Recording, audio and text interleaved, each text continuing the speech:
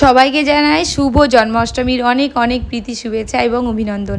দেখতেই পাচ্ছ আমি সেজেছি যশোদা, মা যশোদা, আর আমার সোনাকে সাজিয়েছি শ্রীকৃষ্ণ মানে গোবিন্দ।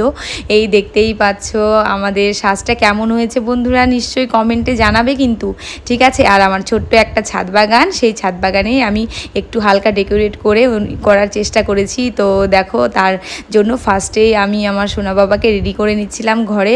ভীষণ টাফ বন্ধুরা, একা হাতে রেডি করানো। তারপরে রেডি করিয়ে ছাদে এসব বানিয়ে ভিডিও ছবি করে চলে গিয়েছিলাম মন্দিরে। আর দেখতেই পাচ্ছ মন্দিরে গিয়ে ওর বেস্ট ফ্রেন্ড অনুর সাথে ও ভীষণই দুষ্টুমি শুরু করেছে।